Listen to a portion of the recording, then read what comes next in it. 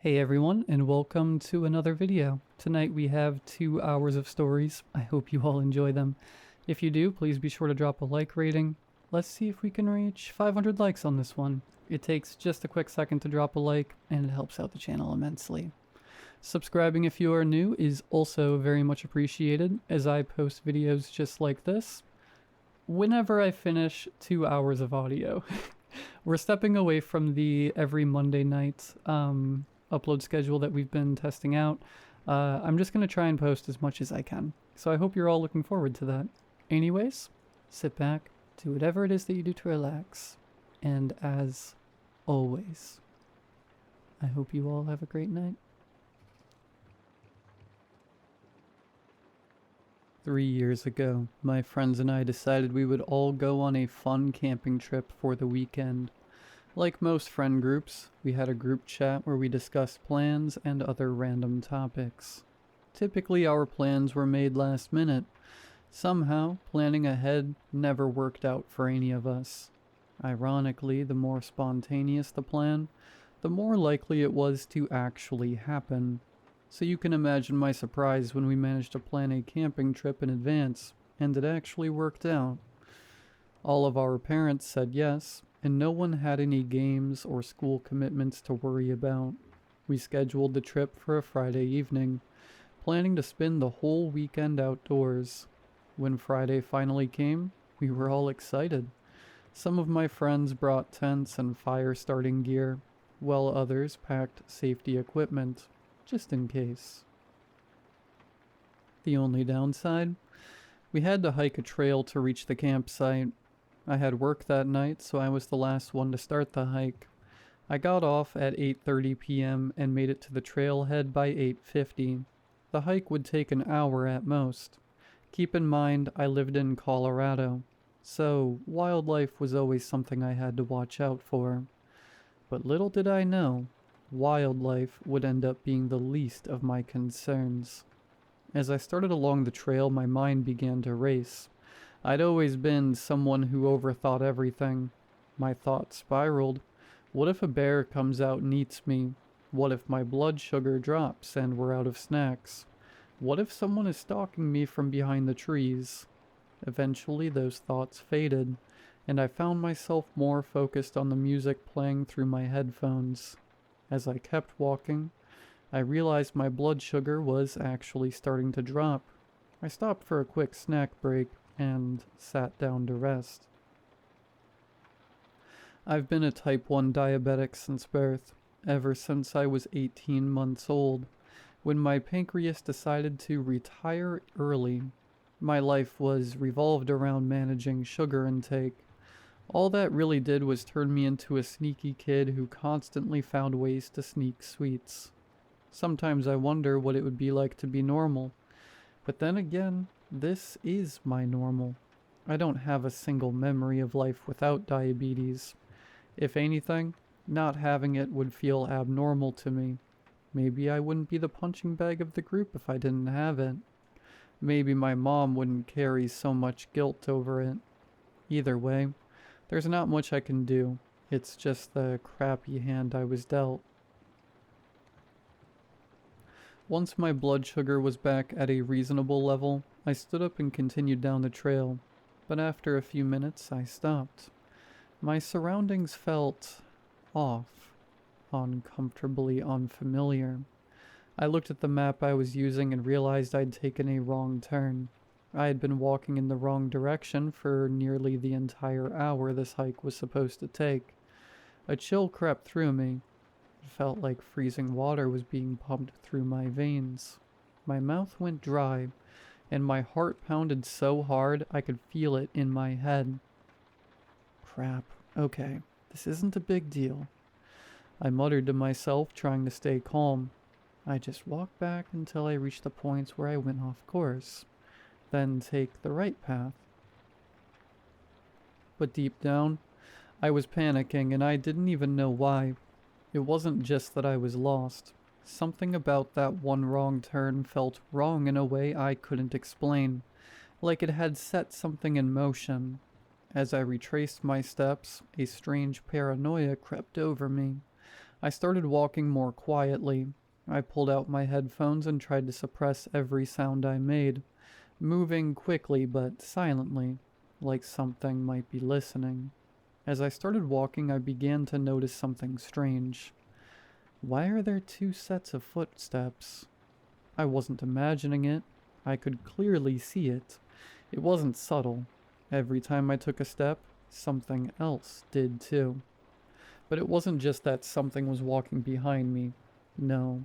It was that every footstep it took was perfectly synchronized with mine. Not just the timing. The sound was identical. The only reason I even noticed it was because of a slight delay. Just a fraction of a second. I know that doesn't make much sense. If it stepped when I stepped, the sound should have blended perfectly, but it didn't. I could hear the echo of it, like a mirrored version of my own movement, just a half beat behind. I started counting each of my steps, and each of the ones I heard. It wasn't the idea that someone might be there that scared the crap out of me. No, it was the realization that something was there, copying me, perfectly. There's not something a person can do. No human can replicate another person's footsteps exactly, not down to the sound, weight, and rhythm with 100% accuracy. Most people, when they think they're being followed, will call out, ask, "Who's there?" or maybe even run. They'll make it obvious that they know. I wasn't going to do that. I decided to play it smart, act clueless. The plan was simple. Keep calm, walk like everything was fine, and the moment I reached the parking lot, run to my car, lock the doors, and get the hell out of there.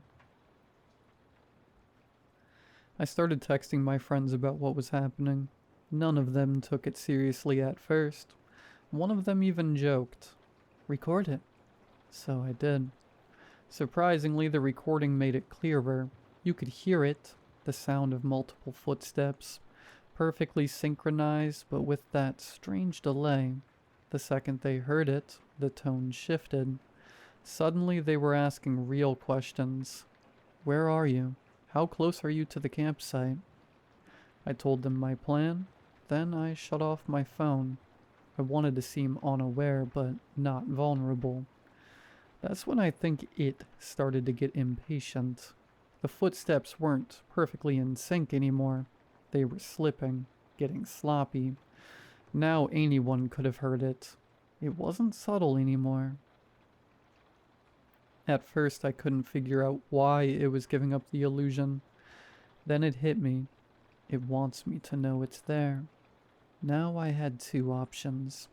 Stick to the plan and keep walking, or abandon it and run in a different direction. Option 2 became the obvious choice real fast. The footsteps started to change. I don't even have words for how fast they moved. Unreal, like something out of a nightmare. But the worst part? They weren't behind me. They were in front of me. This entire time I had been walking toward it. I never saw it. It was too dark, but I heard it running straight at me with that impossible inhuman speed. And that's when the real fear hit me. I can't even begin to describe the fear I felt. It wasn't just the kind that makes your heart race. This was deeper, primal.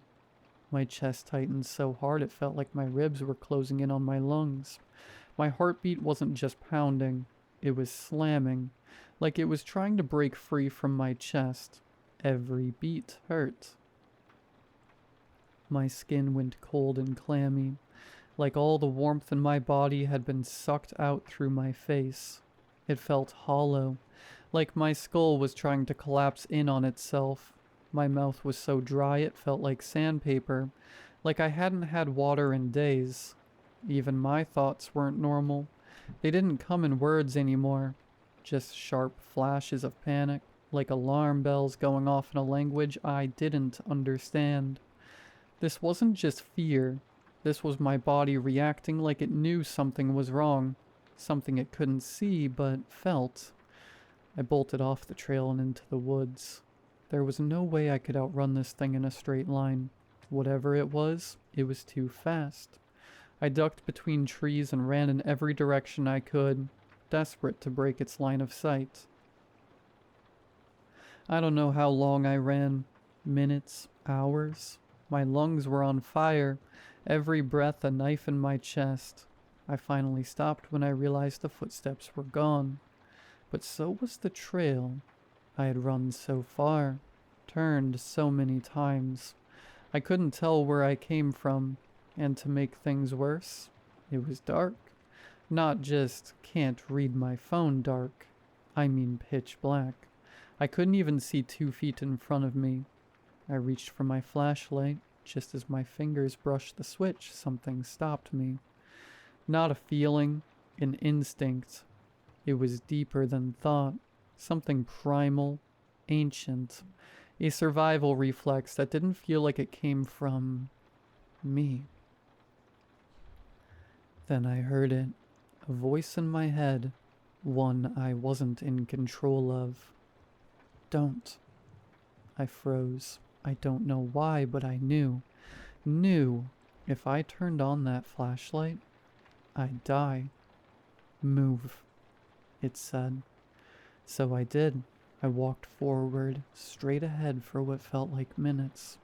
Hands out, blind. Stop. I obeyed. My body wasn't mine anymore. I was just following orders. Silence. Then the voice returned, louder this time. Hide.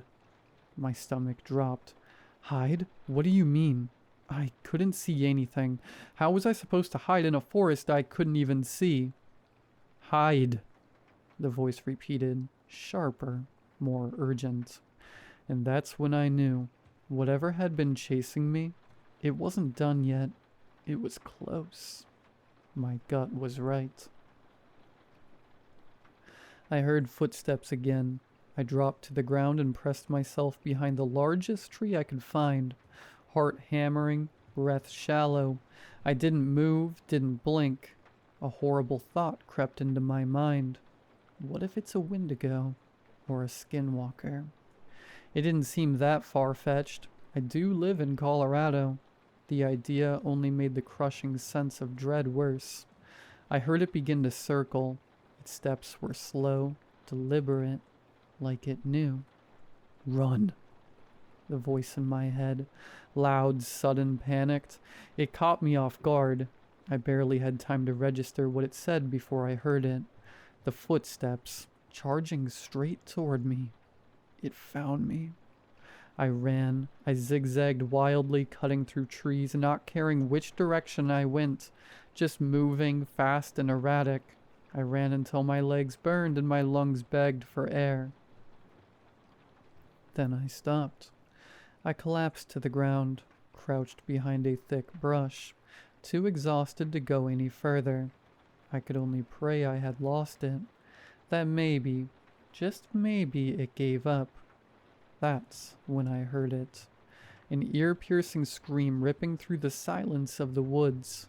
It came from behind me, close but somehow distant, like it echoed from somewhere it shouldn't have been. I froze, paralyzed by fear, waiting for the voice, the real voice, to guide me. And then I heard something else. James, is that you? Eric. It was Eric's voice. My friend. Every ounce of fear drained from my body in an instant. Relief flooded through me. I was just about to jump out, call out to him.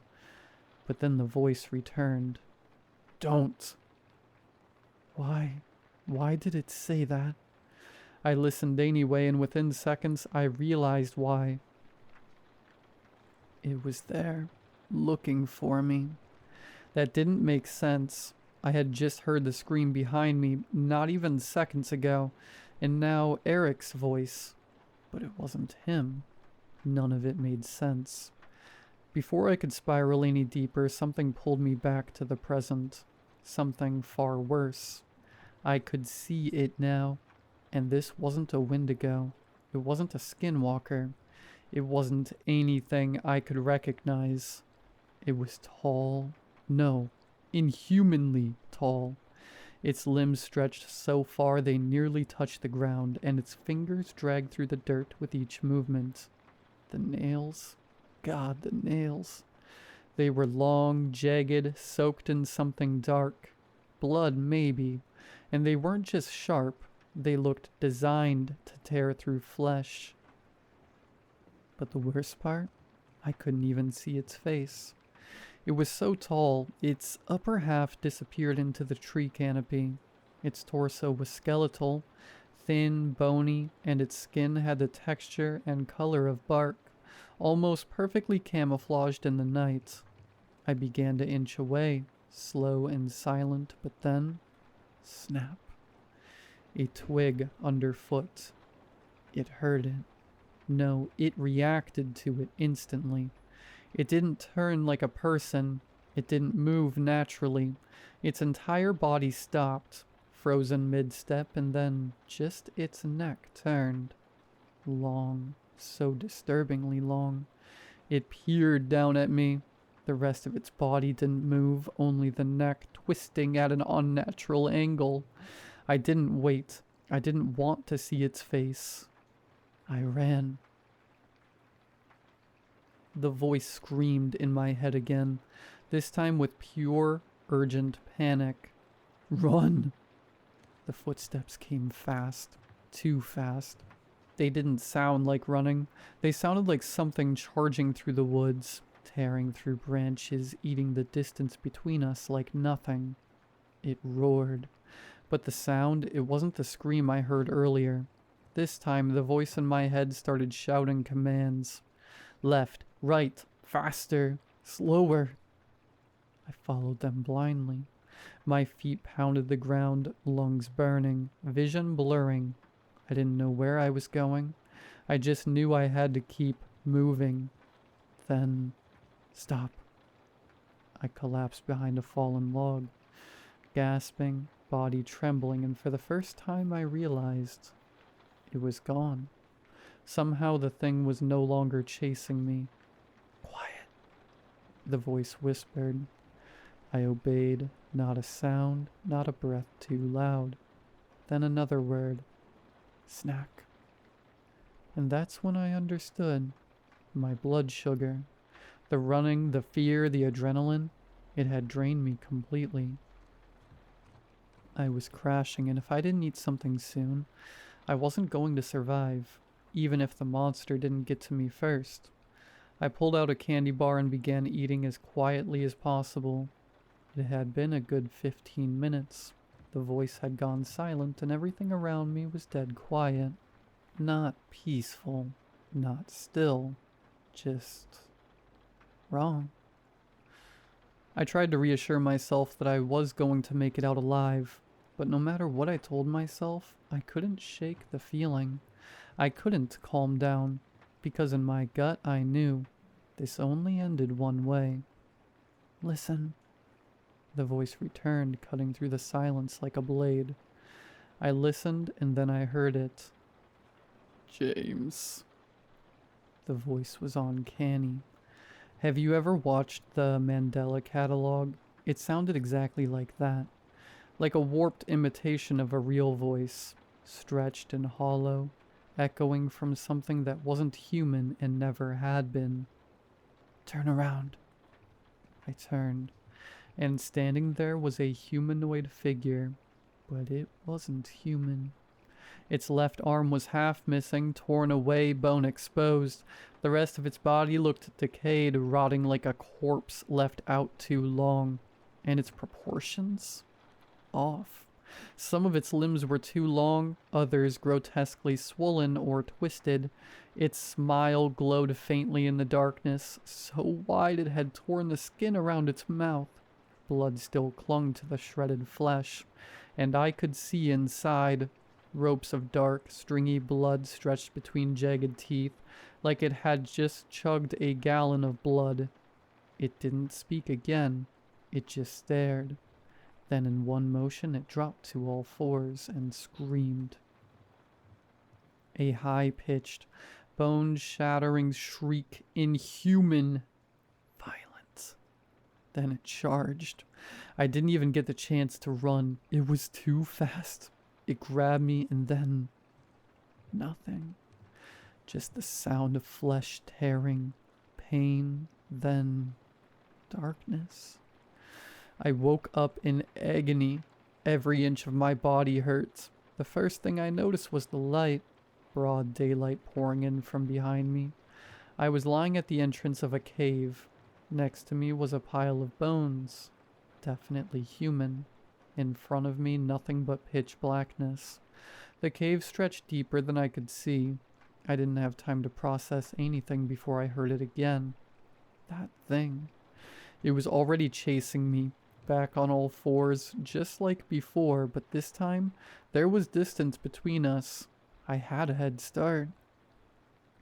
I pushed myself to my feet, ignoring the pain, and ran, faster than I ever have in my life.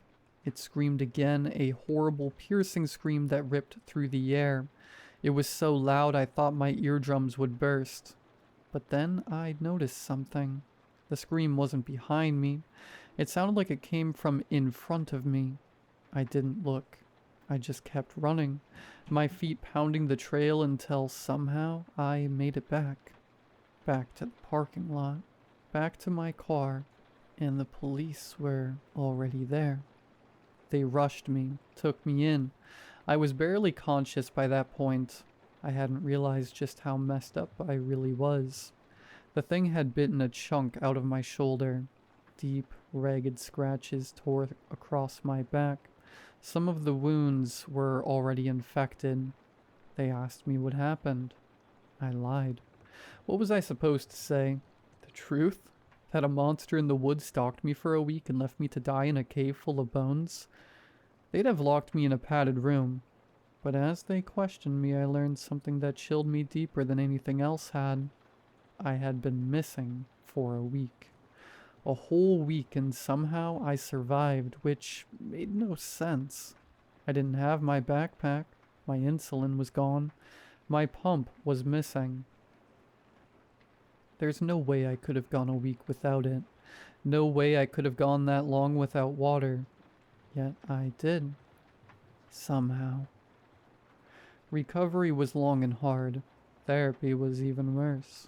Eventually I told the truth. The therapist gave me the usual canned response. Trauma interferes with our memory. Yeah, I know what I saw. She made me talk about it a lot. And that's when I started putting the pieces together. The screams, the voice in my head, what I thought was a guide. It wasn't guiding me out. It was leading me deeper. There weren't just one of those things. There were two. Every time I heard that scream, every time I thought it was in front of me, it was actually right behind me. They played with my perception, bent my senses, used sound and hope to trap me. They weren't hunting me for the kill. They were playing with me. And I think that's the part that breaks me the most. They kept me alive on purpose. They let me wake up again and again. I wasn't unconscious for a week. I wasn't sleeping that whole time. I kept waking up. But every time I opened my eyes, it was night. Every time I'd forget what happened the time before. And every time the chase would begin again. Sometimes I'd run. Sometimes I'd hide. Sometimes I'd hear a loved one's voice calling out to me. Eric, my mom. But they weren't real. The second creature, whatever it was, it mimicked them. Used their voices. Their faces. It gave me hope just long enough to lead me into the jaws of the other. Every night the game reset, and every time I lost. I know this now because the memories are coming back, slowly in flashes and dreams. I wasn't asleep for a week. I woke up 7 times, 7 nights, 7 rounds of fear, pain, and false hope. I even went into the cave. The same one it always came out of. I think I lived in it for some of those nights. The memories are still blurry, but here's what haunts me the most. Why was the last time different? Why did I wake up in daylight? Why was that the only time I made it out? I ran 10 minutes from the cave to the trail. That's far, but not far enough to explain why the pattern broke. It doesn't make sense, and maybe it's not supposed to. Some things are random for a reason. Some horrors don't follow rules. This is just what I remember, my perspective. But I know one thing for sure. It's over now. And I am never going camping again. No, screw that. I am never going near the woods again.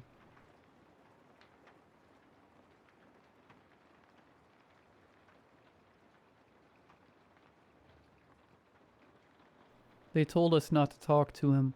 That was the first thing the guy at the canoe rental said. As you pass Lily Spring, the paper read, you may see a man locals call Naked Ned. He lives off the river and keeps to himself. Please don't approach. Don't call out, wave, or speak to him in any way. Respect his privacy completely. He is not part of the tour. Do not engage. Ned won't bother you if you don't bother him. I read it aloud in the van, doing my best creepy narrator voice. Spooky. Kaysen snorted. Told you, Naked Ned, king of the swamp. He waggled his eyebrows at Jess. Jess rolled her eyes. I've seen enough naked old men in Atlanta. We call it downtown. Luke barked a laugh that was the old Econoline van rattled down the last dirt stretch. I swear it nearly came apart over a giant pothole. Our driver was this wiry, bark-skinned guy who looked like he'd been carved from driftwood. He turned slowly and locked eyes with us. Best mind that paper, he rasped. Ain't just for show. You come with respect. The river carries you home. Then staring right at Jess. You come to judge. The swamp keeps your bones. Nobody said a word. Then Kaysen scoffed like he always does. That's supposed to scare us? The guy didn't answer. Just climbed out and let the van door swing open behind him. I stuffed the paper into my backpack. Whatever. Let's go find your naked Florida man. We'd rented 2 aluminum canoes, 2 beat-up old things. They scraped over the sand before slipping into the dark water as we got in. Jess and I sat up front. Kaysen and Luke handled the steering. Luke grinned. The current grabs you if you're not careful. Kaysen smiled. Yeah, just sit back and look pretty. We got it. I let it go. It was hot and humid already, and if they wanted to do the work, fine by me. The Santa Fe River was tan and dark and slow-moving, winding lazily through the swampy woods. The smell was thick. Wet earth, rotting leaves, and something foul. We drifted past half-sunken docks and sagging shacks. Faded, no trespassing signs clung to old trees, nailed in decades ago and forgotten. Jess wrinkled her nose. Smells like a carcass in a crock pot out here. Kaysen grinned. That's just the swamp saying hi. I didn't say it out loud, but the farther we drifted, the more the river felt like it was swallowing the world. Even our voices started to feel off. Too loud, then too soft. Like sound itself didn't know what to do out here. I reached into the bag and cracked open a mini bottle of Fireball. I'm not waiting till Rum Island, I said, shaking the bag. It rattled with more where that came from. Luke grinned. We better kill those now. Show up with Fireball at Rum Island, and you might as well wear a sign that says amateur. Jess held out her hands. Toss me 2. I'm double-fisting this river run. I lobbed a handful into their canoe. She caught every one. We laughed, we drank, but the deeper we went, the quieter it got. Cypress knees jutted out from the water like bony fingers. Spanish moss hung from the trees like the world's oldest curtains. We passed a bleached log covered with turtles. When we got too close, they plopped into the water one by one, vanishing with soft splashes. Jess jumped. Jesus. Just turtles. Luke smirked. I wasn't so sure. Where there are turtles. Then came the yellow eyes, barely above the waterline. A gator, watching, not moving. Nasty, Kaysen muttered. No one disagreed. A little farther on, we passed a leaning pine tree. Wired to the trunk was a skull. Maybe deer, maybe not. One antler hung down like a broken limb. Just spotted it. Well, that's not creepy at all. Kaysen clenched his jaw. Idiots hunting out a season. Silence settled in. They say people disappear out here, he added. No splash, no trace. Just gone. Jess scoffed. BS. But her eyes stayed locked on the skull until it disappeared behind us. Ahead the river forked. One way curved wide and easy, the other narrowed into a shadowy tunnel of trees. The water in that direction turned crystal clear. That's Lily Spring, Luke said quietly. We stared into it.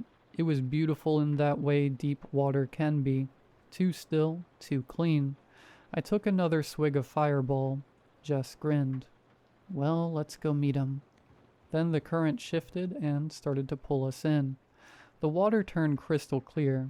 White sand on the bottom with scattered leaves and roots twisting like veins. No one spoke. Then we saw it. A crooked yellow sign nailed to a tree. Naked Ned ahead. I snorted. Seriously? The outfitters put that up? Kaysen smirked.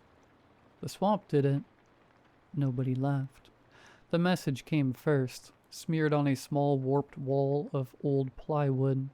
I'm not qualified to cast the first stone. Are you? Then we saw him. He stood behind the wall just tall enough to cover him from navel to thigh. He was tall, disturbingly thin, his skin too tight like it had been stretched to fit bones it didn't belong to. His hair was long, matted with river scum, his beard ever longer, and clung to his chest like Spanish moss. But it was what hung below the wall that really hit us. Between his legs dangled something long and hideous. It looked like a dead snake, shriveled, lifeless, roped with veins hanging almost to his ankles. Whatever it used to be, it wasn't anymore. I don't even want to describe it again. For a second we all just stared. Jess gagged out a laugh. Kaysen whispered, "What is that?" Ned didn't move, just stared at us like we were already caught. Jess, drunk and fearless, stood up in the canoe. "Hey Ned, you gonna show us the goods or just stand there like a scarecrow?" "Jess, stop," I snapped. She threw her arms wide. "Come on, what's the point of being a famous naked swamp man if nobody sees it?" Ned tilted his head. "I show everyone the same thing," he said. "It's only the guilty who have to die." His words drifted across the water like a putrid breeze from hell. Jess sat down hard. Then Ned stepped around the wall. Around his neck hung a human skull, wired through the eye sockets. It swung with each step. And he smiled, too wide, too long, like his face wasn't built for it. The water beneath us rippled. Then something bumped our canoe. "We need to go," I whispered in a panic. Kaysen nodded, dug his paddle deep, but the river wouldn't let us. The current shifted, subtle but there, pulling us forward toward the dock, toward him. Jess started sobbing. "I'm sorry," she said. "I didn't mean it. I'm sorry." Ned laughed, a horrid cackle. "The first stone's already been thrown, and it wasn't by me." He pointed at Jess. "She's the one," he rasped, "and the swamp knows." Then the water erupted. Black roots burst from below, slick and alive, wrapping around Jess's arms and waist. She screamed. Kaysen grabbed her, trying to hold on. "I've got you," he yelled. "I've got—" But the roots yanked. Hard. She slipped from his grip and vanished beneath the water. Gone. Silence. Then Ned said, "Judgment has a price, but the swamp always leaves something behind." The water bubbled. Something floated to the surface. A skull. Bleach white. Gleaming. It looked too clean, like the swamp had scrubbed her soul away. It bobbed next to our canoe, staring up with empty sockets. I screamed. Kaysen dug his paddle in again, but the canoes weren't moving. Not really. Every stroke felt like we were trying to row through molasses. "Paddle," he shouted. "Go now." We all did. Harder, faster, but the river wasn't having it. It was like it had made up its mind. Ned turned without another word. He walked up the dock, disappearing into the trees like the swamp had opened its arms and taken him home. Then the current let go. The river went soft again as if nothing had happened. Our canoes drifted light and easy, free. None of us said a word. We just paddled, hard, fast, like the river might change its mind and reach for us next. We didn't stop, didn't look back. Not even once.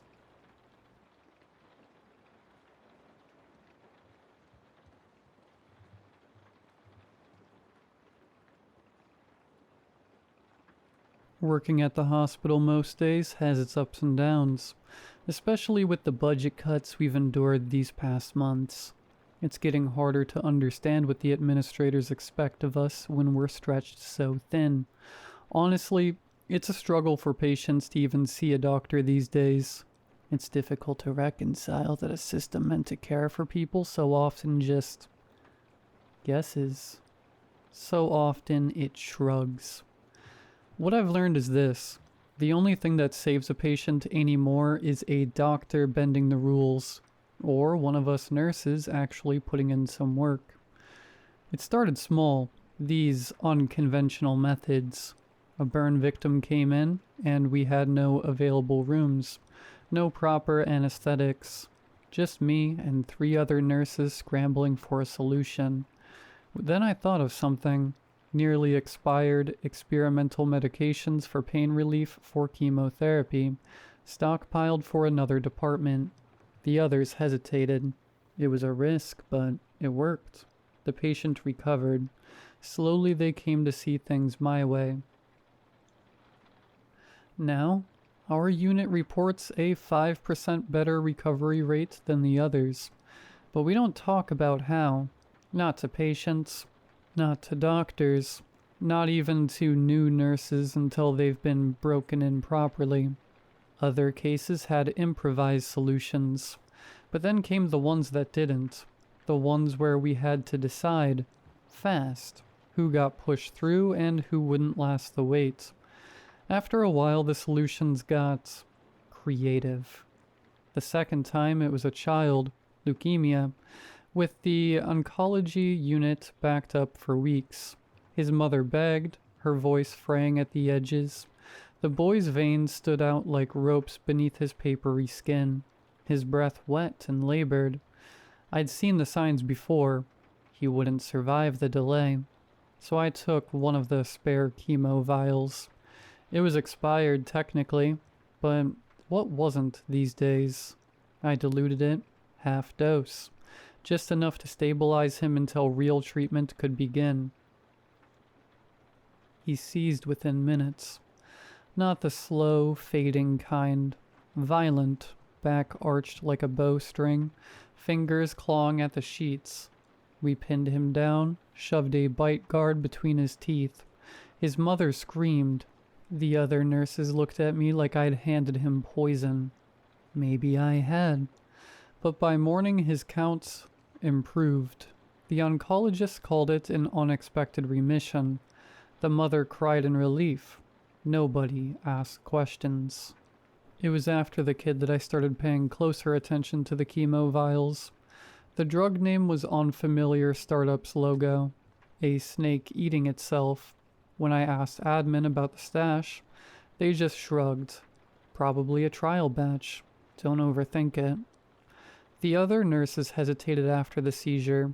Too risky, they said. But the kid lived.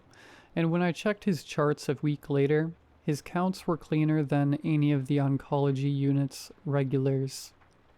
So I took a few vials home. Heavily diluted, obviously.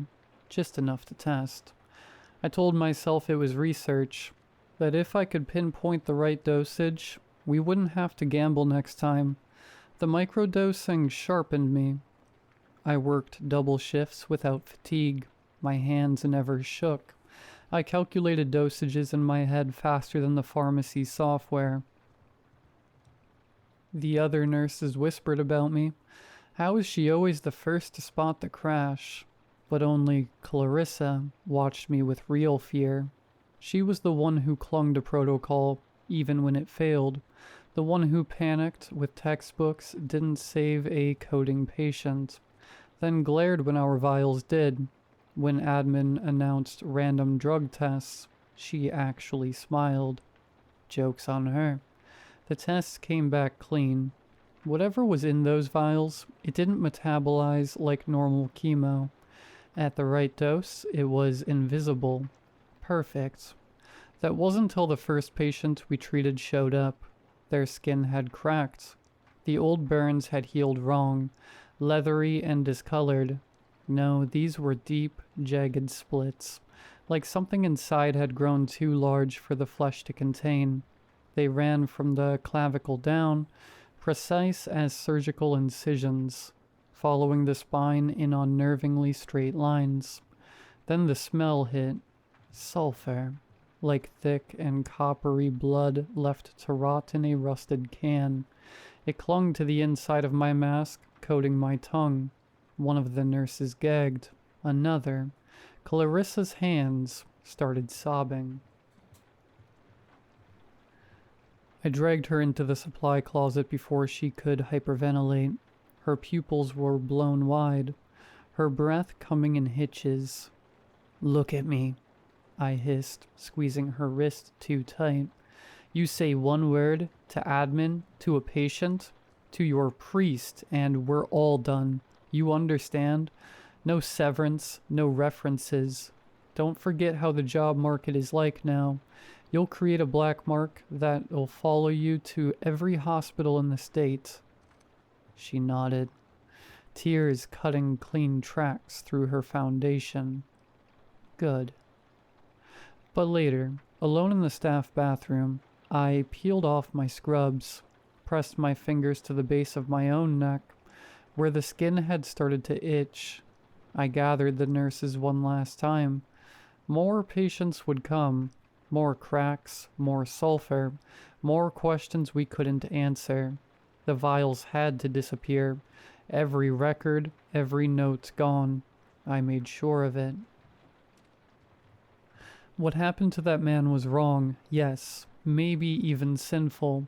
But what choice did they leave us? We wade through death every day. We kneel beside it, stitch it shut, send it home with a smile and a prescription. If we hesitated every time the rules didn't fit, the morgue would overflow by Tuesday. The meeting ended at midnight. I stayed behind. Security helped me load the expired inventory into the van. $100 silenced their curiosity. Now alone I had to bury it. I stopped for gas. That's when the itch spread. It started at my neck, then slithered down to my elbow, slow and deliberate, like something crawling under my skin. I scratched until my nails caught my dampness, pulled back my sleeve, oozing a wet, glistening split, barely a hair's width, but deep, too deep. I turned my head. The stench hit me like a fist, sulfur and spoiled meat. It was back. I slammed my hands against the steering wheel, once, twice. The pain grounded me. In the rearview mirror, the vials gleamed. I reached back, fingers trembling. and felt the crack widening beneath my collar. I made it home just as the itch became a fire under my skin. Parked crooked in the driveway, brushed past my husband's questions, my daughter's outstretched hand, locked myself in the bathroom. Strip, inspect, fix this. The mirror showed the truth, jagged fissures branching from my neck to my ribs, weeping that same translucent ooze. The smell had already seeped under the door. A knock. "Honey, you okay?" "Fine." My voice didn't sound like mine. "Order the pizza." The shower hissed to life. I scrubbed until my skin burned, but the ooze clung like oil. My daughter's voice floated in, muffled. "Ma, why does it smell like matches in here?" Then the solution, a single 50 ml vial tucked behind the towels. I drank it. The reaction was instant. My bowels turned to water. The cracks hissed, edges fusing like melted plastic. Pain gave way to numb, blissful relief. "Ma, pizza's here."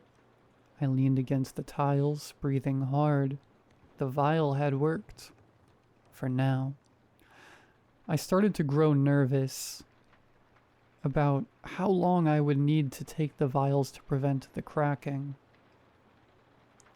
Maybe I could trace the manufacturer, find a generic, something to make it feel less nameless. But every search hit a dead end. No website, no FDA listing, not even internal inventory records. The department that originally asked us to store it couldn't explain where it came from or why. I kept searching. Through pathology reports, procurement records, even my own tampering with the vials, and nothing. Every attempt to dilute the dose, to ration it, only made things worse. The cracks came back faster, deeper. One night they split me open across the abdomen. I barely made it to the bathroom before I vomited on the tile, choking on the stench. You just never get used to it as soon as you catch a whiff. Work didn't get easier. If anything, it became a mirror where I saw pieces of myself in every body that came through. The morgue reeked of sulfur on the bad days. Then, without warning, time began slipping faster. A month ago, I realized the worst of it. I'm running low. My supply, what little I have left, might last 3 months, maybe less, and then I'd just be another corpse on a slab. Pathology have told me that they can't dispose of a body the same day. They make exceptions.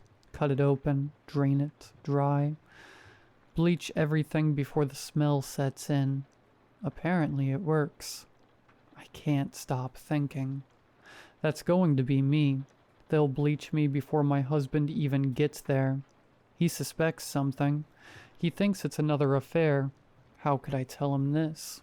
Show him this? I just think about how alone I am now, especially now that I'm the last one left. Everyone else quit, transferred, or disappeared. Clarissa? She didn't make it. I went to her funeral last week. I wasn't welcome. The contempt from the other nurses fouled the air. Before the service even started, I had to leave. The itch had come back worse than ever, like something was clawing its way out every time I took the vial too late. Sometimes I think there's no way out, but then something happened. Last week, the final patient I ever dosed came back. I saw them in the ER, just a flash of a face through the cracked door of Trauma Bay 2. But I knew. Same hollowed eyes, same pallor, same veins that once pulsed wild with fever and fear. They were supposed to be gone. Not dead, just processed, discharged, out of sight, out of the nightmare. But they were back, sitting upright, legs swinging over the edge of the gurney, like they hadn't spent weeks with death curled in their lungs. Their eyes met mine and they smiled. Not grateful, not kind. Something else. something knowing. I couldn't breathe. I turned and walked until my knees hit tile. I didn't cry. I couldn't. I convulsed, bent over the sink in the staff bathroom, gasping like I was the one coding. The smile kept replaying in my head, stretching wider every time, as if they knew what was inside me, as if they'd seen it grow. I didn't go back to the door. I couldn't. By the time I returned the next day, admin had already filled out the paperwork. Leave of absence. Burnout. Perfectly understandable. The last veteran finally cracking under pressure. The others bought it. Why wouldn't they? They'd seen enough of their own breakdowns to know the shape of one. I even nodded along, playing the part. It was easier than the truth. That I'd seen a ghost come back wearing flesh I helped rewrite. So now I'm home, resting, recovering. Just long enough to die in private. I'm not sure what else I can do to stop this.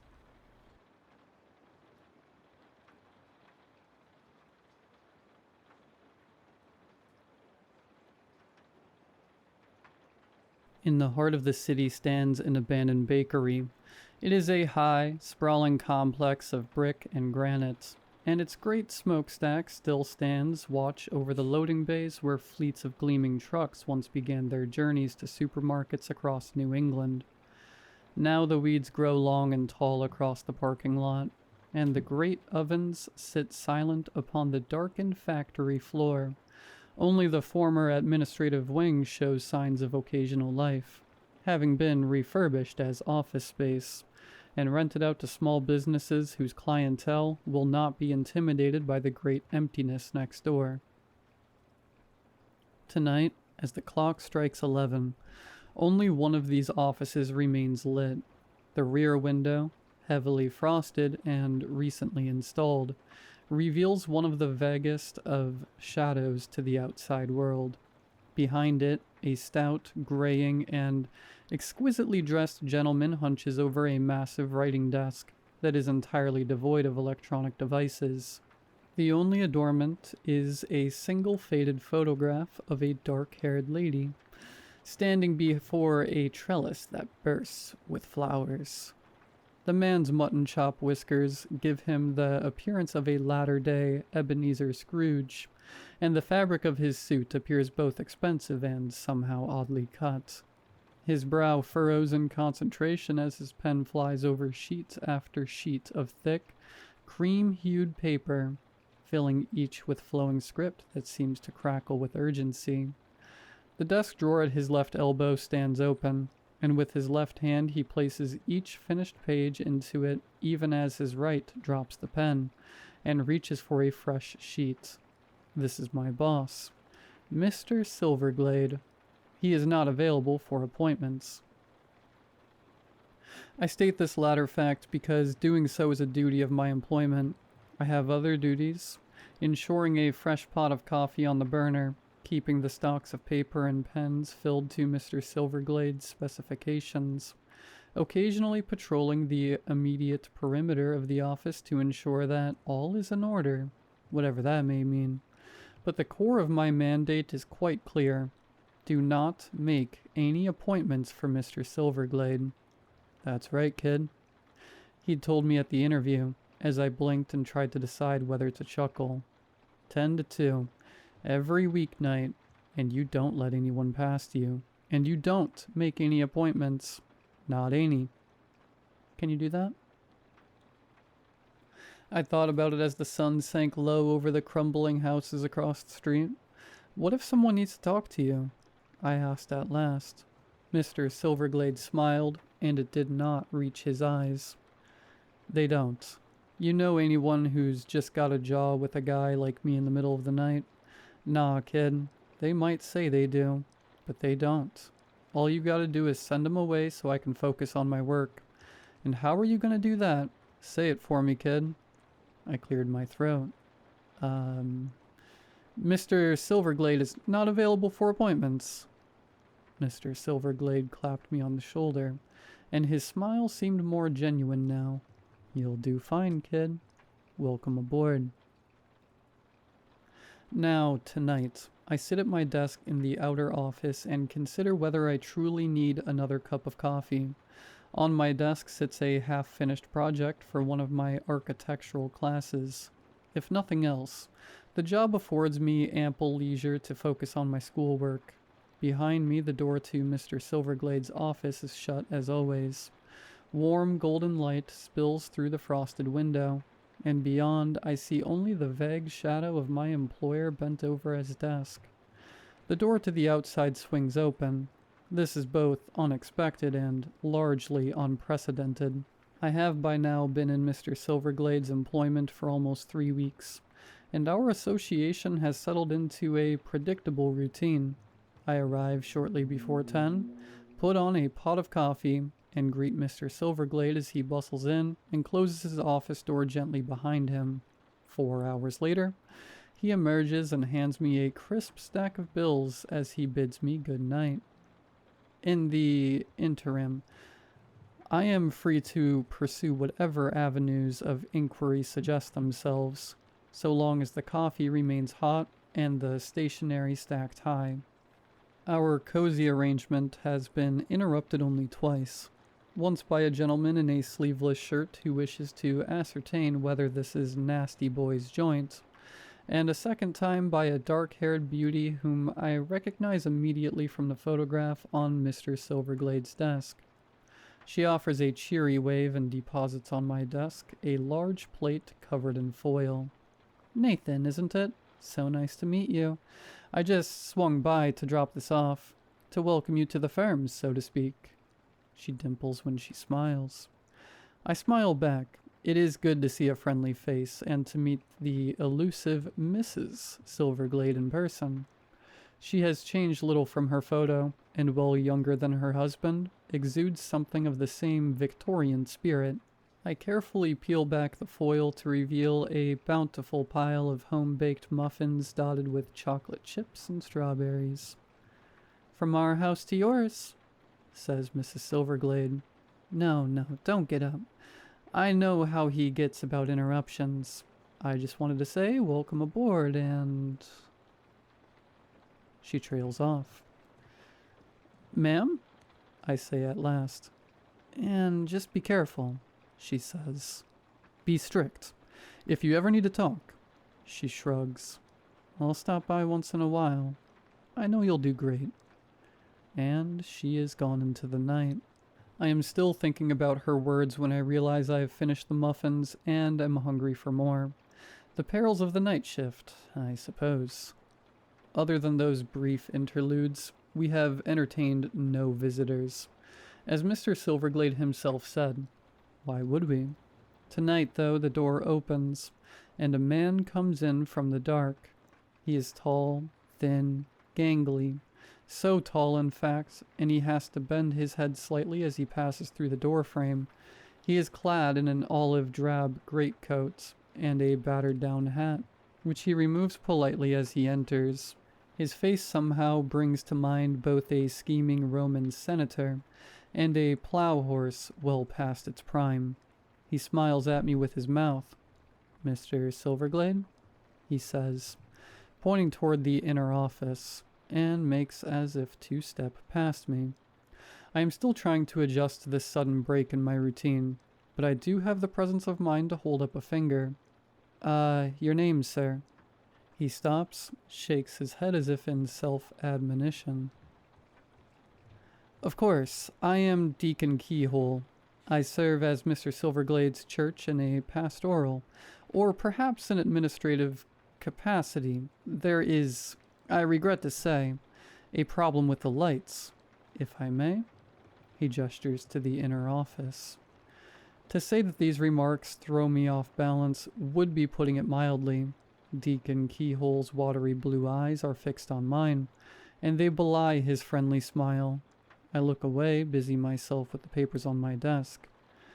"I am very sorry, sir," I say to one of them. "Mr. Silverglade is not available for appointments." Deacon Keyhole does not answer, and when the silence stretches too long and I look up, the office is empty. I am seized with alarm. The outer door remains closed.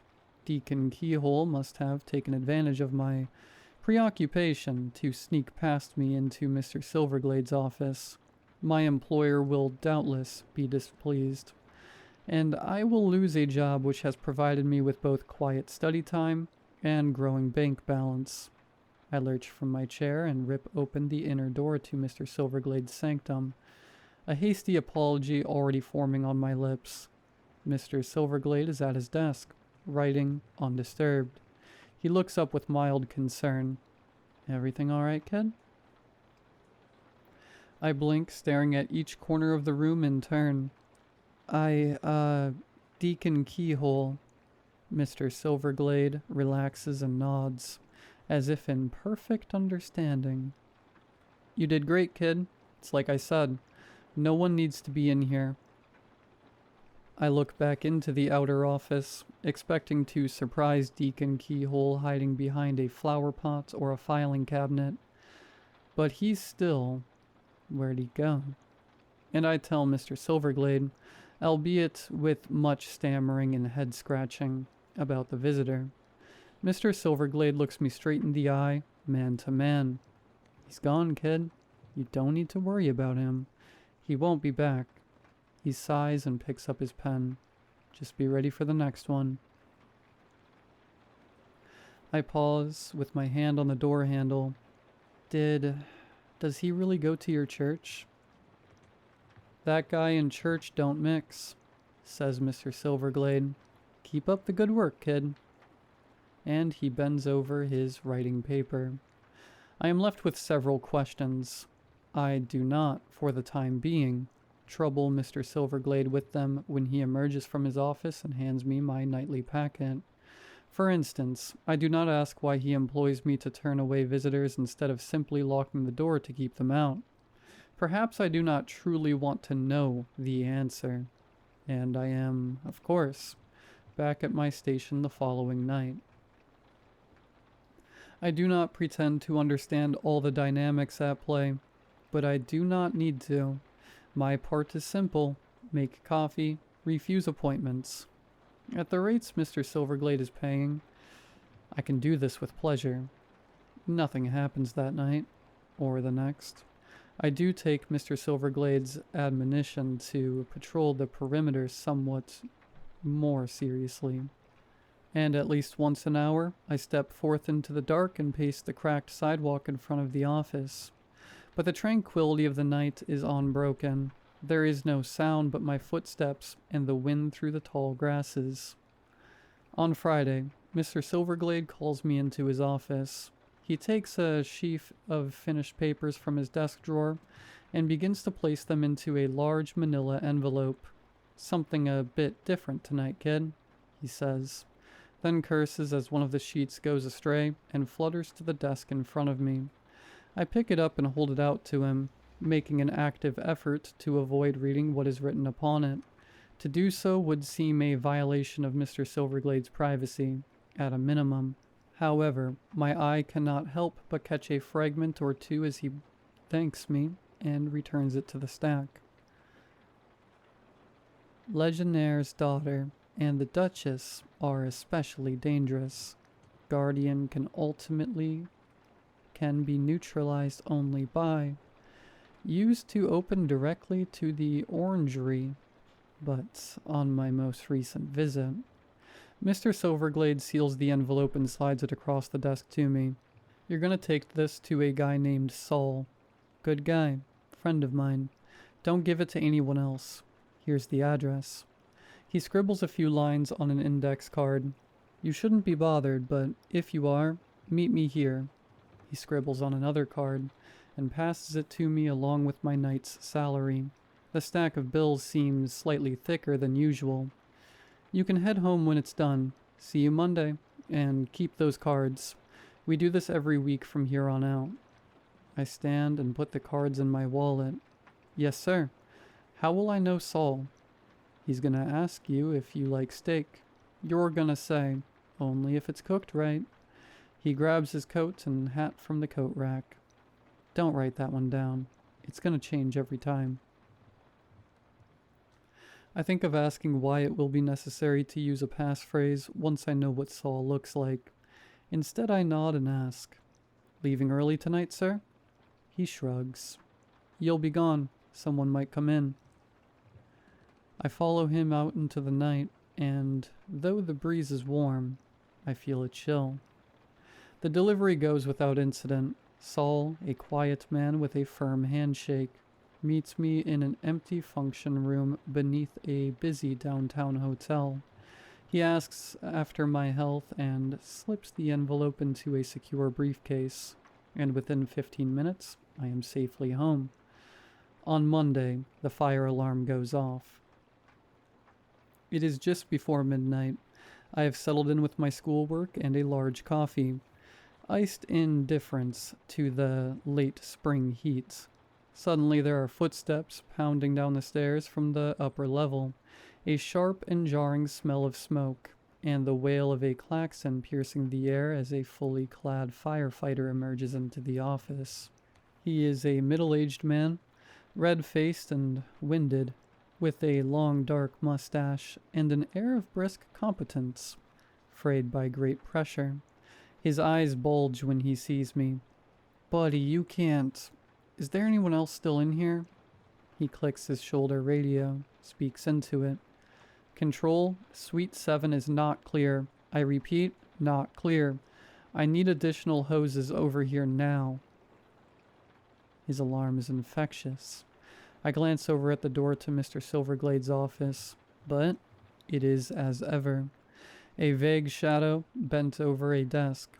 I rise from my chair and the firefighter is there, standing at my shoulder, urging me toward the door. "This place is going up, buddy," he shouts over the alarm.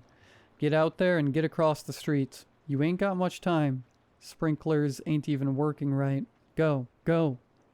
I gulp, look around the office. My boss.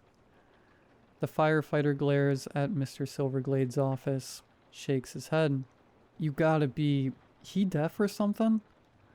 Something tickles at the back of my mind. "I'll get him," I shout.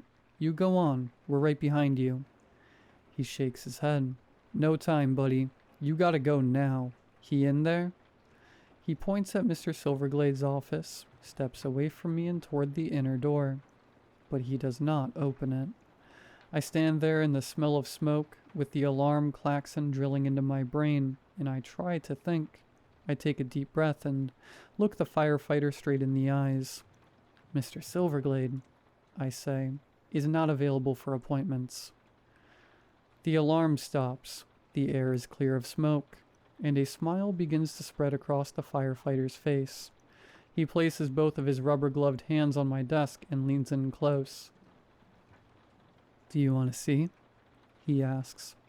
"What my eyes really look like?" I do not, and before I know it, I have stumbled away from him and out the front door. In the parking lot, all is quiet. There are no alarms, no smoke, and no fire trucks. Of course.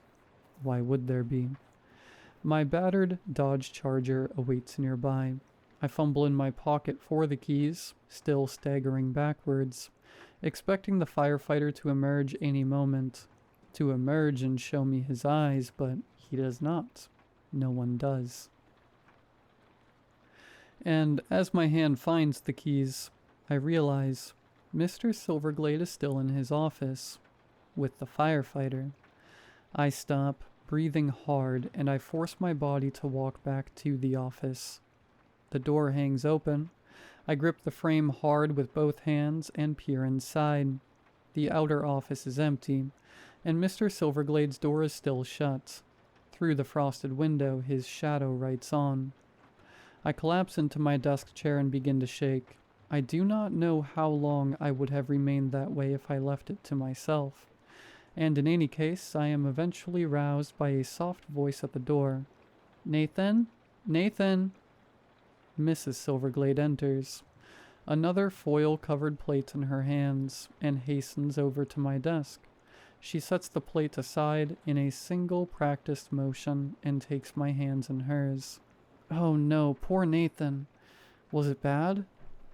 I am still breathing hard, but her presence is calming. I tell her, as best I can, about the firefighter. I don't... Who are these people, ma'am? And what do they want with your husband? Her eyes and voice are hard. I don't know. Not exactly. But I know that for 2 pins, I'd march in there and tell him exactly what I think of him putting a young man like you in a position like this. Better save it for breakfast, I suppose. She stands. If you want to quit, Nathan, no one could ever blame you. I'll see to it that you get some money to send you on your way. Just say the word. But I stand and I meet her eyes. No, ma'am. Mr. Silverglade's been good to me, and it's the right job. I won't let them chase me off. She presses her lips together. Very well. I think I'd better start coming by every night, just to check. She stops at the door and turns. Be well, Nathan, and remember, you don't have to do this. Yes, ma'am, I say, but she is already gone. The next evening, there is a detour. A water main has burst, it seems, beneath one of the city's busiest streets. Traffic is routed several blocks to the west, and I decide to walk. I park the Charger in front of the neon-lit Mexican restaurant, and a man steps out from beneath the awning. Nathan? He says. Nathan... I spin around. The man is tall, thin, well-dressed. He holds both hands up in a gesture of peace. In one of them is a leather billfold with an ID inside. He offers this to me with a smile. I'm glad I caught you. I was gonna come to your apartment, but this is better. Name's Phil. I'm a private eye. I glanced at the ID. It is indeed a private investigator's license, with Phil's full name and photograph. I nod and it disappears into his pocket. Let's take a walk, he says. I carry on toward the bakery, and Phil makes no objection. I'll be brief, he says. I know you gotta work. Let's start with what we both know. He holds up a hand and starts ticking off fingers as he speaks. You're a private secretary to a guy named Silverglade. Been in the job about a month. Every night he writes, and last week he had you take what he's written and deliver it to someone. He clears his throat. Now this part we ain't too sure about, but we think the contact is Saul, and we think you don't know exactly what it is you've been turning over to him. No comment, I say. Do I need to call my lawyer or something? Phil chuckles. I ain't the police, son. I got a boss, just like you. Difference is, my boss didn't tell me to do a bunch of stuff that's gonna get me in trouble. I shake my head. Trouble? You mean Mr. Silverglade's in the mafia or something? I don't buy it. I glare at Phil, and he's not available for appointments either. Phil holds up both hands. I ain't asking for an appointment, son. I know how he is about that, and I know telling you to get me in there ain't gonna buy me much. He sighs. No, he ain't mafia. We actually think this guy Saul is working for the Chinese Communist Party, and that Silverglade's selling stuff to him. Stuff that belongs to my employer.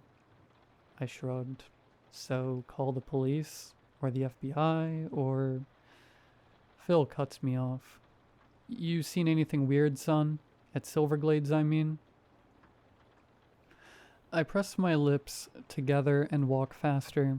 The bakery is 3 blocks away. Sure you have.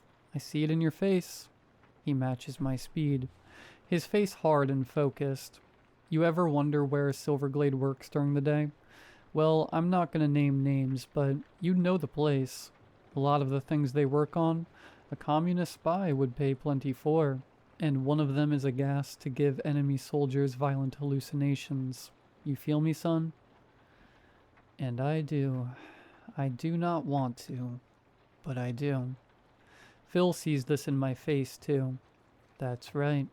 Just the thing to confuse the bad guys before we attack, or convince an innocent kid to trust a thief. He glances around. We're almost there now. and I can't be seen, but I want you to take this. He shoves something into my pocket, a business card. I see briefly before it disappears. When you make your delivery on Friday, you call me. I'll have a team ready.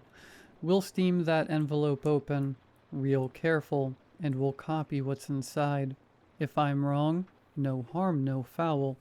If I'm right, we're gonna find you just exactly what the boys in Beijing have been paying Mr. Silverglade for. He stops and holds up a finger. We are close to the bakery now. It is clear he will come no further. Why do you do it? 2 reasons, son. First, we'll pay you for your trouble, but I don't think that's what matters to you. What matters to you is doing the right thing. Your boss tried to make you a patsy so he could sell military secrets to communists. You okay with that? No, you aren't. So you're gonna do the right thing. Your boss goes away. My employers are happy. Our soldiers are safe. He taps me on the chest. Friday, you hang on to that card. You call me.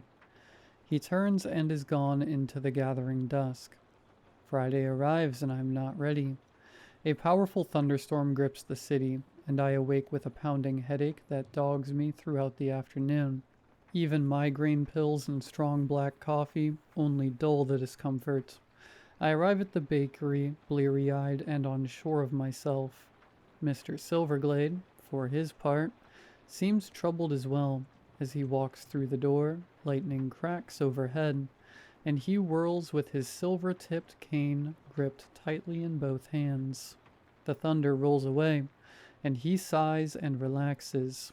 The smile he gives me as he makes his way to the inner office seems more forced than usual.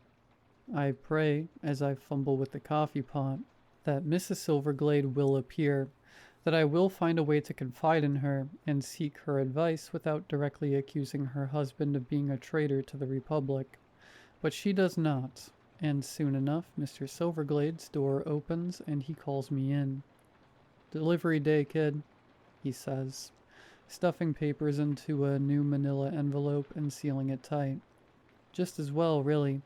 Looks like you're not feeling it today, and I don't blame you. Go home after this and get some sleep." He hands me the envelope and my salary, but does not go to the rack for his hat and coat. "Saul's gonna ask if you played baseball last week. You're gonna tell him yeah, but the game got rained out. Good luck, kid." I nod, still unsure. "Yes, sir. Are you coming?" Despite my misgivings, the thought of him alone in the office fills me with disquiet. He shakes his head. "Not just yet. Something I gotta take care of first." He gives me the best grin he can, and I appreciate the effort. "Don't worry about me, kid. I've been doing this a long time. Someone shows up, I'll send him home myself." I smile back and wonder if this can all truly be a cynical ploy by a thief who has subjected me to military-grade hallucinogens. I wonder, and in response, I ask myself for the 100th time, what is the alternative? And I still do not know. I drive halfway to the hotel, then pull the Charger over to the side of the road and park. I put my head on the steering wheel and breathe.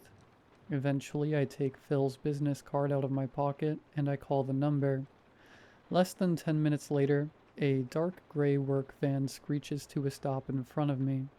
On its side are emblazoned the name of a dry cleaning company, and a picture of a cheerful rooster holding up a pair of bloomers.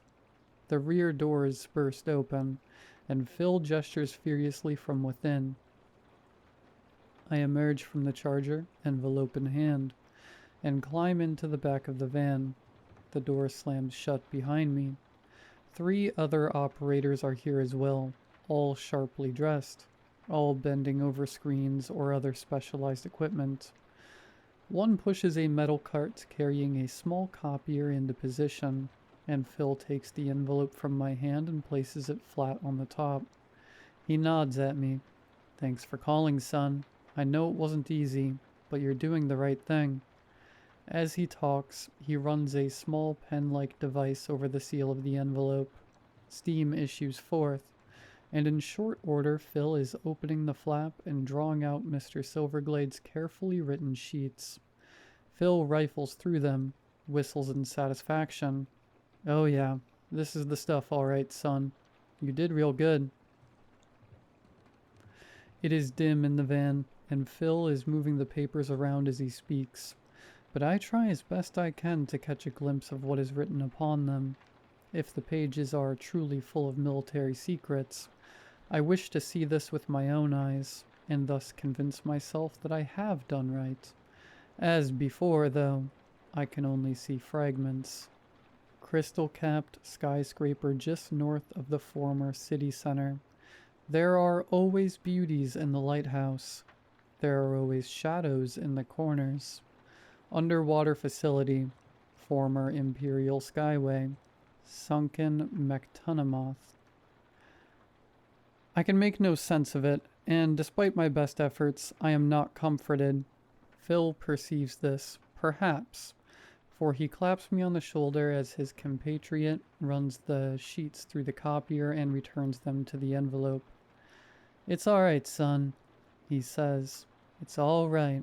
The hard part is over. Here." He takes from his pocket a fat roll of bills.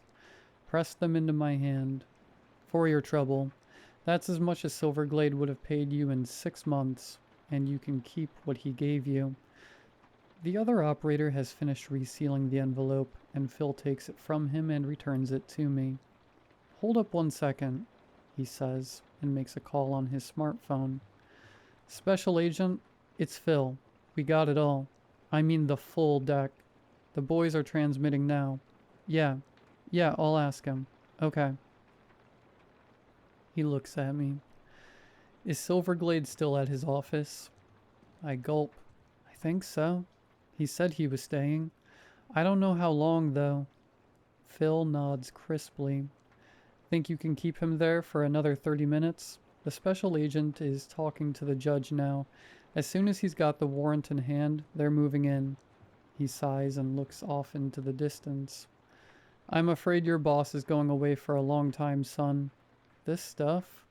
He shakes his head, looks at his watch. "It goes down at midnight. If you can hold him there. Tell him there was a problem with the pickup. Tell him, I grip the envelope tighter and try to stand straight. "I'll tell him Saul didn't say the passphrase." Phil clasps my shoulder again. "Good, that's good, son. Thank you. For everything." He opens the van doors. "Get going. I'll see you after." I run back to the charger, start the engine, peel out onto the street. It's 10 minutes back to the bakery. I flip a quick U-turn across the center line, ignore the outraged honking, watch from the corner of my eye as the gray van tears away from the curb. The Charger's engine roars as I accelerate through the sporadic late-night traffic. I glance at the clock on the dashboard. It's 11:35. If I can get to Mr. Silverglade in time, if I can keep him there for midnight, for the appointment at midnight, my stomach drops. I slam on the brakes, coming to a complete stop in the middle of the still busy thoroughfare. A car whips around the Charger, roars past with the blast of a horn, and as I sit, the full horror settles over me. I realize, at long last, and surely very belatedly, what I have done. I have made an appointment for Mr. Silverglade. One that now takes place in less than 23 minutes. My hands shake, and I will them to stop. There is still time. I can still fix this. I must fix this. I say out loud, and I know it's true. I put the hammer down and the Charger leaps forward into the driving rain. I scrape and bounce into the bakery's parking lot, a bare 5 minutes later, screech to a halt just outside the office, and launch myself from the car. As I scramble into the outer office, I am already shouting, "Mr. Silverglade? Mr. Silverglade! I am so sorry. I made a mistake. You have to..." And I stop short as Mrs. Silverglade stares at me nonplussed from the visitor's chair. On my desk in front of her sits a plate of muffins. She stands, her beautiful face creased with concern. Nathan, whatever's the matter? You look like... I wave my arms at her like a crazy person. I made an appointment, I shout. I didn't mean... It doesn't matter. We have to warn him. I glance back at the outer door, expecting to see a SWAT team crashing through at any moment. But for now, there is only rain. She breathes in through her nose and out through her mouth. Okay, it's going to be okay, Nathan. We'll do it together. She glances at the inner door. I'll go first, all right? He might take it better coming from me. This is my screw-up and I should take the heat, but I am grateful for the support. Okay, I say. Thank you. It's my pleasure, Nathan, she says. She turns, grasps the knob for the inner door, flings it open. She strides through and I am close behind. To ye elephant, she shouts as she crosses the threshold. Keeper of... Oh. She stops and I stop behind her, for Mr. Silverglade is not at his desk. In his place sits the upper half of a department store mannequin, clad in a fraying top hat which superficially resembles Mr. Silverglade's. The photo of Mrs. Silverglade is gone from the desk, and in its place sits a single sheet of cream-colored paper covered in large block letters. You're bothered, it says. The paper is turned so as to be easily readable by someone walking in the door as we just have. Mrs. Silverglade regards the scene, and she hisses. She marches over and crumples the paper viciously in one hand, and the room is filled with a sudden bang, bang, bang as the rear door to the street, locked and bolted as it always is, judders in its frame against a series of brutal impacts. With a final massive blow, the lock bursts from its moorings, and as the door swings open, Phil charges through the gap. His suit is immaculate as ever, and his eyes are blazing. To ye Oliphant, he roars. Keeper of the tunnels, I offer this... He stops, stares, takes in the tableau. His eyes fix on Mrs. Silverglade, and in them I see only hate. You, he spits. Mrs. Silverglade steps to the side, as if to keep both Phil and me in her field of vision, and her lips curl. You, she says, and her voice drips with contempt. Her resemblance to the kind woman who brought me muffins is growing slighter by the minute. I should have known. Do you really think... Never mind. She shakes her head, smiles a poisonous smile. Here we stand, she tells Phil, and here it begins. We are heard. She raises her hand, points at the east wall. A doorway has appeared where none was before, a battered wooden frame, yawning open to reveal a dark, cramped space filled with dusty crates. It should not be there. Behind that wall, I know, are the offices of the variegated travel agency. Painted in bright, appealing colors and festooned with pictures of sailboats. What I look upon now is something else entirely. So we are, says Phil. He drops into a fighting stance. Let's get you two acquainted. Age before beauty, the former Mrs. Silverglade replies. Her hand darts into her coat pocket. There is undoubtedly more, but I do not hear it. I have, I think, at long last, and surely very belatedly, understood enough of the situation to plan and execute my next move. It is, in brief, to step quietly back out of Mr. Silverglade's office and make my way to the front entrance. As I pass through the doors to the parking lot where the charger awaits, the lights in the front office begin to flicker and dim. I close the doors behind me, and moments later I am roaring out of the parking lot. In my hand is the second index card that Mr. Silverglade gave me, the one that tells me where to go when I'm bothered. 30 minutes later, I'm sitting at a secluded booth in one of the finest steakhouses in the city. Across from me, Mr. Silverglade sips from his wine glass and then raises it in greeting as the matard once again approaches us. "Reginald," Mr. Silverglade says. "Thanks again. I'm sorry to put you to the trouble." Matard Reginald bows and smiles slightly. "It is no trouble at all, Mr. Silverglade. Of course you must both stay with us tonight. Charles is making up the west and south rooms as we speak. In the meantime, I do hope you enjoy your meal." He bows again and takes his leave. Mr. Silverglade squints at me. "You haven't eaten much, kid. You feeling all right?" He sighs. "I mean, I know it's been a day, but you're safe here. And tomorrow you can go back home. Really." I take a bite of steak to be polite. "It truly is excellent, and I am sorry I cannot enjoy it more."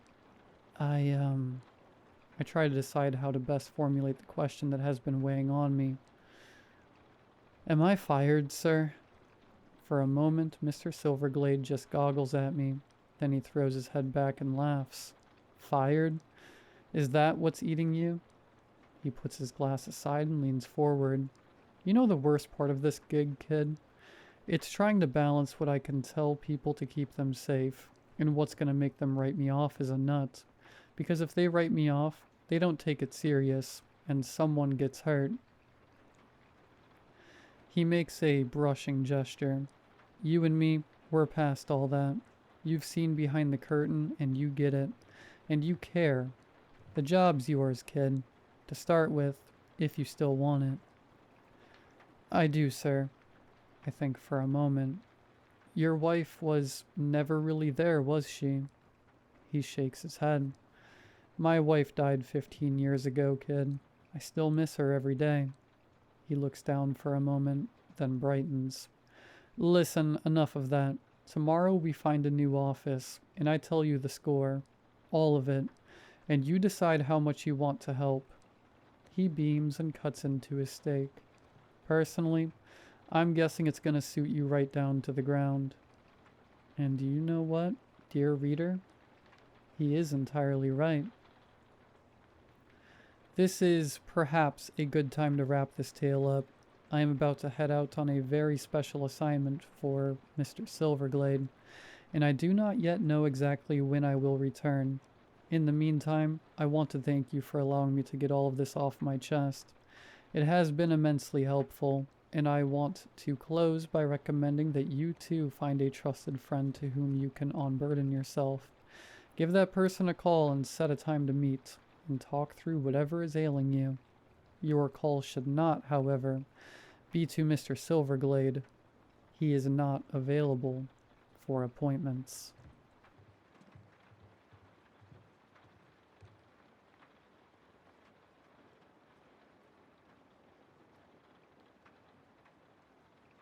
It started with a post-it, bright yellow, stuck to the inside of the fridge. I found it when I came home from work. It said, "You forgot the milk." I thought maybe I wrote it and forgot. It had been a rough week. Late nights, deadlines, not much sleep. It happens. But the next night I found another note. "Please don't lock the hatch. It gets cold up here." I live in a one-bedroom house. No roommates, no tenants. No reason anyone should be using the attic. I checked the hatch in the hallway ceiling. Locked, just like I left it. I even climbed up there with a flashlight. It was empty, but when I came back down, there was a new note on my coffee table. "Thank you." I called the police. They searched the house, said there were no signs of forced entry, no hidden cameras, nothing out of place. They left. I didn't sleep. Around 3 a.m. I heard something thump above me, a slow dragging sound, like someone shifting their weight in the attic's crawl space. I stood in the hallway, staring up at the hatch, holding a knife in one hand and my breath in the other. Nothing happened. In the morning I found a note stuck to my bathroom mirror. "I like watching you sleep." The handwriting was different this time, sharper like it had been carved into the paper. I stayed in a motel that night. When I came back the next day, the house was just how I left it. Quiet, empty, until I opened the bedroom closet. There was a new note hanging on a coat hanger. Why did you leave? I'm sleeping with the lights on now. Every drawer and cabinet stays open. I check every corner, every shadow. I haven't gone back into the attic. I won't. But I can hear him up there, dragging something heavy, laughing when I cry. Tonight I found the worst note yet, folded under my pillow. I've been trying on your skin. It fits. I didn't sleep that night. I burned the note, scrubbed the pillow, left every light in the house on and kept the knife beside me in bed. But it didn't matter. At 3:09 a.m. I heard it again, the creak of the attic hatch. This time it opened. I didn't go check. I couldn't move. I just stared at the ceiling, heart pounding, barely breathing, waiting for something to happen. Nothing did. Not until the next morning, when I found footprints on the hallway floor, bare feet, trailing from the attic hatch to the side of my bed, and back again. The dust made them clear. Each one pointed forward except for one, the one beside me.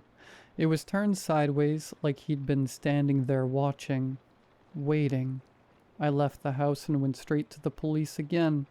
They searched everything again, said there were no signs of entry, no signs of anyone. But I know better. He doesn't need a door. He's already inside. That night, I stayed in a hotel 3 towns over, a place with bolt locks and security cameras and zero attic access. When I woke up, I found a note on my nightstand, folded neatly. Running is rude. You invited me, remember? I didn't. At least, I don't think I did, but something in me feels I might have. Like there's a blank space in my memory shaped like him. The next few days I stayed with friends, told them my place was being fumigated. I didn't want to drag them into this, whatever this is. But it didn't stop. New notes kept showing up, one tucked into my jacket pocket. Your friends smell like plastic. One under my plate at dinner. You chew wrong. And then one scrawled across my rear view mirror in grease. I'm going to be better at being you than you ever were. I don't think he wants to haunt me anymore. I think he wants to replace me. I went back to the house today. I had to see it again. I don't know why. Maybe to prove to myself I still existed there. That it's still mine. The lights were already on when I arrived. The attic hatch was open. I crept into the hallway. Every photo on the wall had been replaced. My face was still in them. But my eyes were wrong. Too big, too dark, smiling when I wasn't. I ran to the bedroom. There was something waiting for me in the mirror. Me, but not quite. His face was mine, but his skin was smoother, cleaner, a little too tight, and he smiled like someone who didn't learn it from people. He waved, then turned away and walked toward the bed. I looked behind me. No one was there. When I looked back at the mirror, he was lying down, in my bed, wearing my body, and that night, for the first time, I was the one in the attic. He let me keep the light on. For now. I don't know how long I've been in the attic. Time doesn't work the same up here. It drips. It hums. It folds under the corners like wet cloth. Sometimes I see flashes through the vent, the reflection of a spoon, a glimpse in the TV screen, him walking around in my body, cooking, laughing, stretching my skin like it finally fits right. He doesn't talk much anymore. He doesn't need to. Everyone thinks he's me.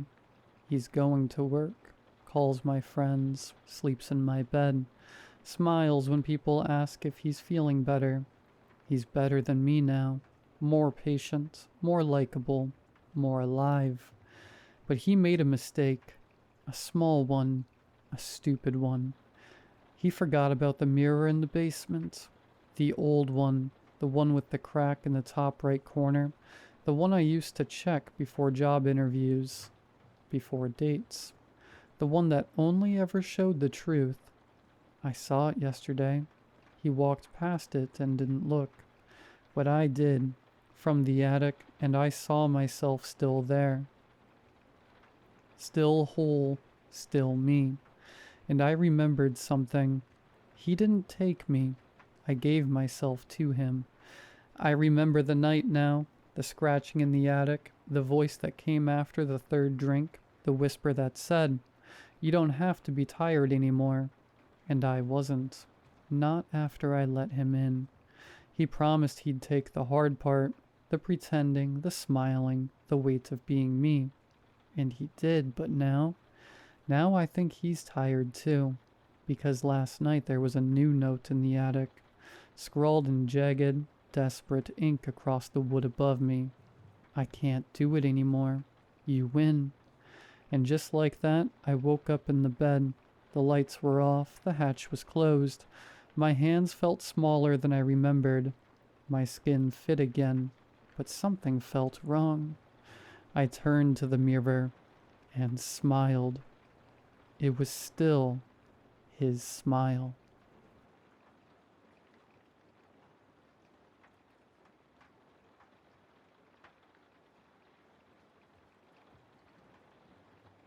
Date, Friday. Time, night. I don't remember anything before moving to this apartment building. Really, I'm serious.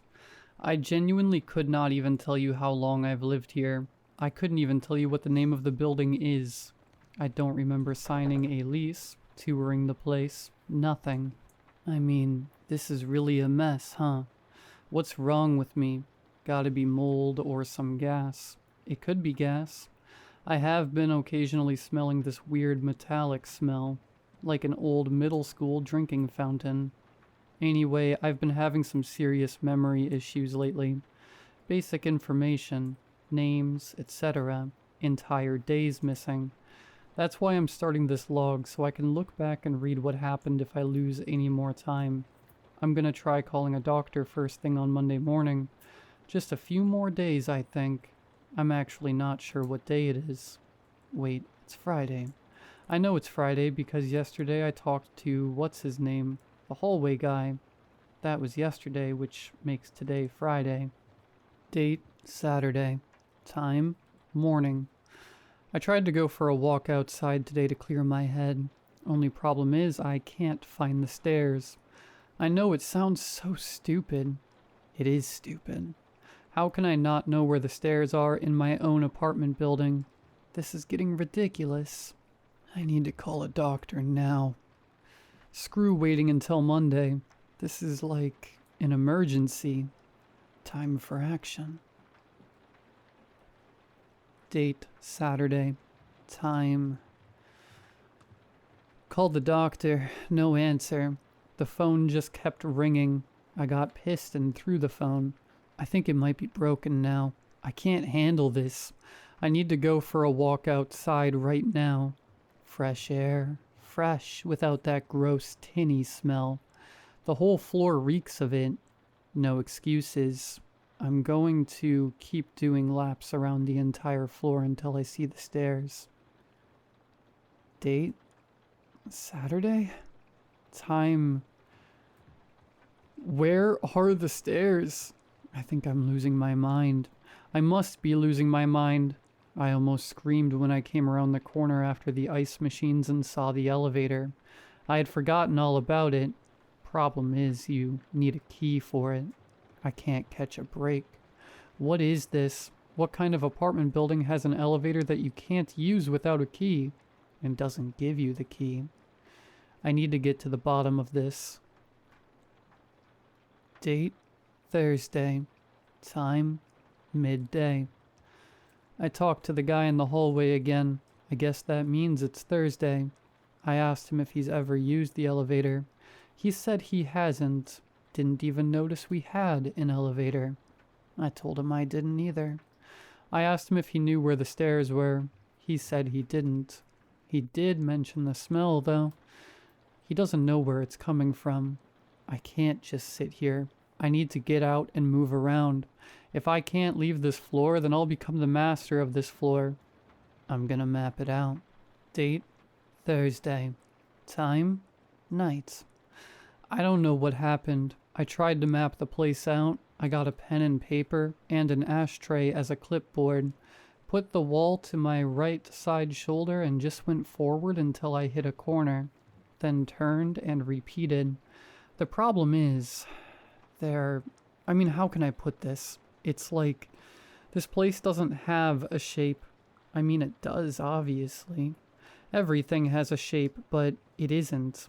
I turned left at the corner, and then later I turned right at the exact same corner. I wasn't turned around. I checked the paper. I was going in the exact same direction I was going last time, at the same pace, and the same distance. Instead of turning back in towards the rest of the apartment building, it turned out. It opened up to more of the apartment building, but it wasn't there before. I mean, maybe it was. I guess. I need to take a nap. My head hurts. Date. Time, midday.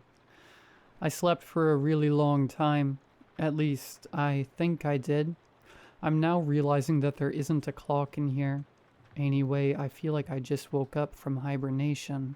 So I guess that's a good thing. All that BS yesterday really messed with my head. What was it? A map? What did I do with that map? I'm gonna go looking for it. Date? Time? I don't know what happened to the map. I don't even really know how it got lost.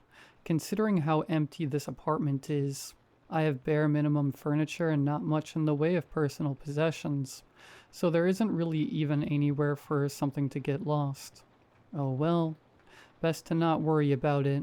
Missing things only ever seem to turn up right after you stop looking for them. I'm gonna go for a walk. Date? Time? I walked around the floor again. I saw the elevator, which is weird because I'm pretty sure I took a different route today than I did yesterday. Plus, I didn't see the ice machines. They were at the corner right before the elevator. Not today. My heart is starting to flutter. I'm way too young to be dealing with this kind of stress. My mind is falling apart and I need help. I need to get out of here. I need to find that map. Date? Thursday? Time? Night. I found it. I found the map, finally. I must have been really loud when I yelled in excitement, because the guy from the hallway knocked on my door. It was super strange. I mean, I guess it wasn't that strange. I was being loud after all. I opened the door and apologized for the noise, but he didn't really seem to care about that. To be honest, I'm not really sure what he even knocked on my door for in the first place. I guess he just wanted to talk about... What the hell did we even talk about? It was weird to see him here. I mean, at my door. I feel like I've only ever seen him in the hallway by the left side corner. Date? Time? Night. I went for another walk with the map and pen, trying to get a lay of the land. It doesn't make sense. It makes less sense. The more I explore and map it out, it somehow gets even more confusing. It doesn't help that my brain isn't working at full efficiency. At this point, I'm determined that there's only two possibilities. Possibility 1, my mind has been poisoned beyond all reasoning by some sort of hyper-aggressive mold or chemical agent. I'm screwed and will 100% die soon. Possibility 2, there's a secret room hidden somewhere on this floor. That must be it. Wait, yes. It actually makes so much sense. One of these walls is a false wall. It's hollow behind it. I know it. I'm willing to bet that whatever's in there is probably what's causing my head to feel this way. Probably some animal that crawled into a vent and died or something, leaving toxic fumes into every apartment on the whole floor. How come the owners didn't send a maintenance dude to come deal with this? There's no way I'm the only one on this floor who's experiencing these symptoms. First thing tomorrow morning, I'm going to find that room. Date, time. I knew it. I knew it. I found the hidden room. I took the map and went to each spot one by one. That could have possibly contained another room. Knocked on the walls trying to hear the hollowness on the other side. Some of my neighbors opened their doors and leaned out to look at me. They weren't mad or anything. Just curious, I guess. Anyway, the room. I started at the elevator, took 2 rights, a left, and then 1 more right, back at the ice machines. Started knocking. Heard that unmistakable echo on the other side of the wall. Hollow. For whatever reason, I decided to try and look directly behind the ice machines. They were pressed up right against the wall, so I couldn't see anything back there. I don't know why I did, but I grabbed one of the machines and started pulling it. It was heavy as hell, but thankfully I'm pretty thin. So I only needed to move it a little bit to create an opening wide enough to squeeze through. It looked dark inside. I really wanted to go back to my apartment and grab something to use as a light source in case the lights don't work in there. But I'm not sure if I'd be able to find my way back. Anyway, long story short, it's a file room, or a data room, or something like that. There's a row of file cabinets in the back, a round table in the center with 4 desktops arranged in a circle around it, with monitors and mechanical keyboards. I immediately went to turn on one of the computers. It was functional, but totally empty. Not a single app or file on this hard drive. It's a dud. I checked the other 3. They're the same. These have either never been used before, or they were recently wiped. I tried to read the files, but it was way too dark in there, and the lights didn't work. I thought about reading them in the hallway, but then I got hit with a random sense of fear that I would get caught by someone and get in trouble for entering a forbidden area and reading files. I can't afford to get evicted, or worst case, arrested. I need to do this in private. Plus, the metallic smell is worse in this room. I grabbed as many files as I could fit under my shirt without causing too much of a noticeable file-shaped bulge. Moved the ice machine back into place, and I speed-walked back to my apartment. I have no idea how, but I somehow managed to make it back without getting too lost. Date. Time. I read the files. I mean, not all of them yet, but I made it through a folder and a half, in a few hours or so. Not too shabby. It's people. The files are like, just people. I mean, names, dates of birth, dates of death. It's files and files of random people. Why? It's not just names and numbers either. It's whole essays. Like, this one goes into pretty excruciating detail over how this one guy would beat his wife up. It's like I'm reading a textbook or something. It's all so matter of fact. What's the point of it? Here's another one. This one is just a sweet old lady. But it's everything.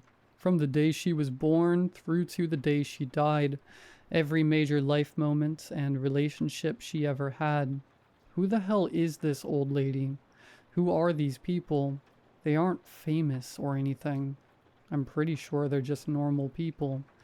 Why would anyone need this information? I'm gonna call it a night on these files and get back at it tomorrow. First thing in the morning. I won't stop until I start to piece this whole thing together. Date, Thursday. Time, morning. Went for a walk this morning. I was in a good mood. Even the hallway guy seemed to be in a good mood. I almost forgot all the BS I've been dealing with for the last time period. Everything was fine. We just chatted about whatever. When I left, he didn't say a word, which was weird because he usually says goodbye. When I turned the next corner, I saw something that made my heart jump. It was a maintenance guy. I couldn't believe my eyes. I had never seen an employee at this place ever. At least, not that I can recall. He had a hand truck, and he was unloading a brand new ice machine from it. My skin went hot and my blood flushed. I knew I was screwed. I looked back at the wall where the hole opens up to the file room. It wasn't there. I mean, the wall was there. The hole wasn't. The hole was gone. They'd repaired the wall, which means... I could have sworn I was gonna die in that moment. I swear to God, I was so scared. I couldn't move a muscle. I couldn't even say why. But for some reason, every single cell in my body was screaming at me that this maintenance man was about to lunge at me, wrapping his hands around my throat and snuffing out my life in an instant. I stared at him for so long. I was too terrified to blink. I was convinced that if I moved a muscle, even an eyelid, I would be dead before I could react. He didn't even notice me. Just unloaded the ice machine, plugged it in, turned it on, and left. Didn't say a word. Didn't even glance in my direction. I sprinted home. Back to the files. I can't take much more of this. Date, Thursday. Time, night. Spent all day going through more files. It's nothing. Just people.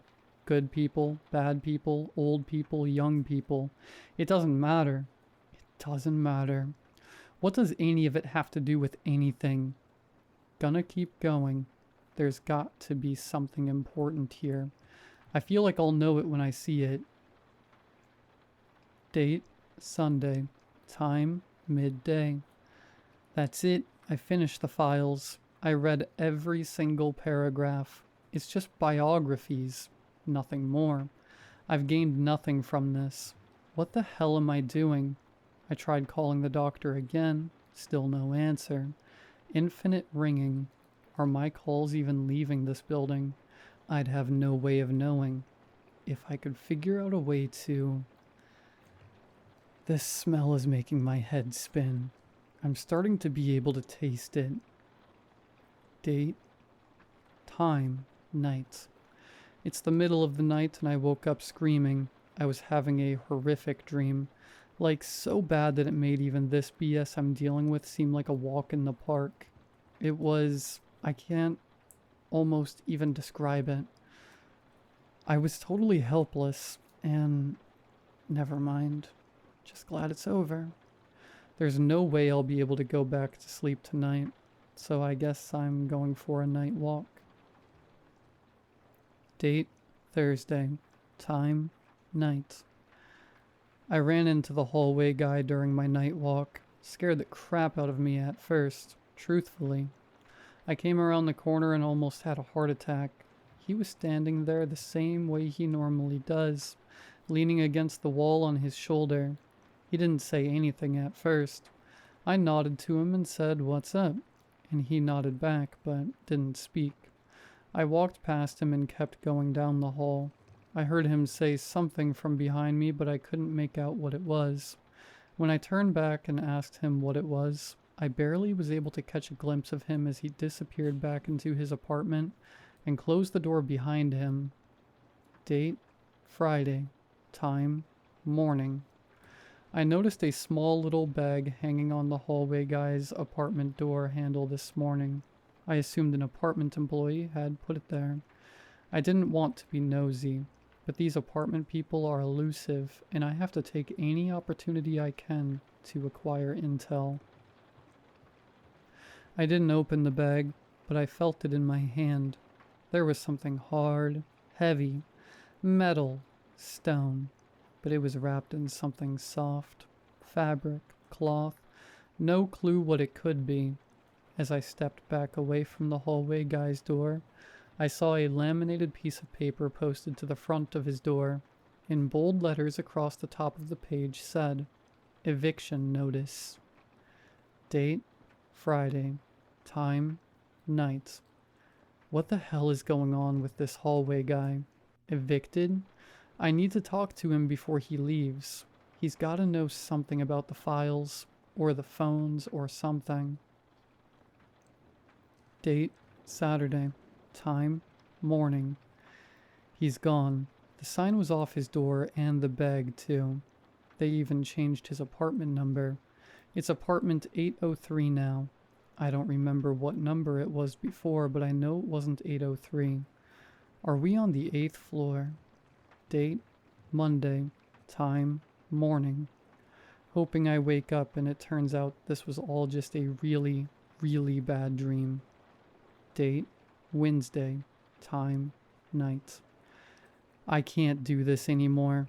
I'm thoroughly going insane.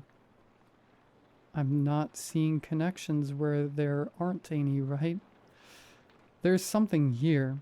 The files, these people, the hallway guy, the elevator, the smell that won't go away.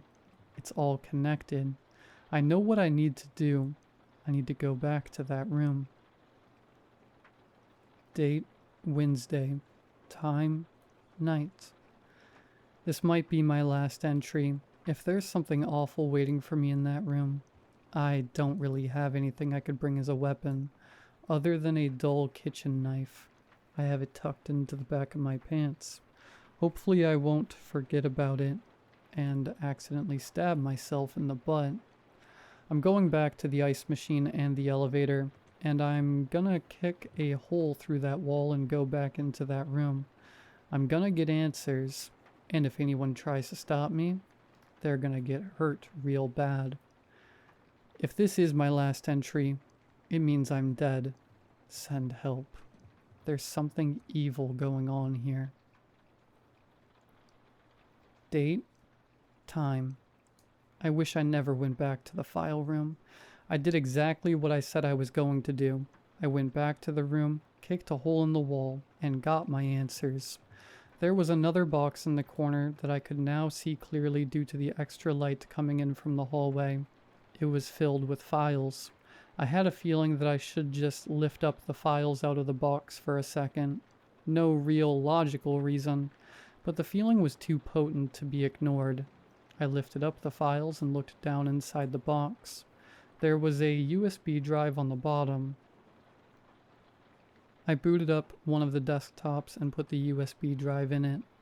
Nothing happens. I opened up the file explorer just as I did before, when I saw that the hard drive was totally empty. Except now there was a folder. It had no name, but it contained 2 files. A text file and a video. I opened the text file. It was another one of those biographical files about some random, unimportant person. The problem was, this time, I was that person. I was looking at my own file. It was accurate. I'll spare you the details, but it was accurate. So accurate that it's impossible.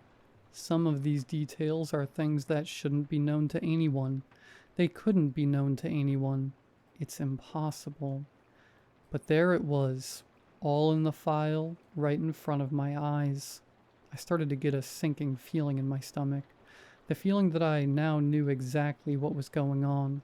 The files, the room, the entire apartment building, or at least this floor of it. When I opened up the video file, my suspicions were confirmed. Every single one of those people in the files, myself included, is in an in-between state, or at least they were. Most of them have probably moved on by now. Moved on to the next life, a life full of opportunity, if they've proven that they deserve such a reward, a life full of hardship if they haven't. I've proven the opposite. What I saw in that video file, what I saw in my dream, it's real. It was real. I did those things. Me. I did. Even if I don't want to remember them, I still did them. No one else. Just me. And those poor people, they were helpless. I don't know what's waiting for me on the other side. I know it isn't a grand life full of opportunity, but I don't think it's a life of standard hardship either. I think there's something different in store for me, and it's exactly what I deserve. I found the eviction notice on my door the next day. Bag on the handle, too. I opened it up and found a bundle of stained gray cloth. I unraveled the cloth and opened it to reveal my prize. My reward for all the effort I went through, mapping the floor and scouring through endless files. The elevator key.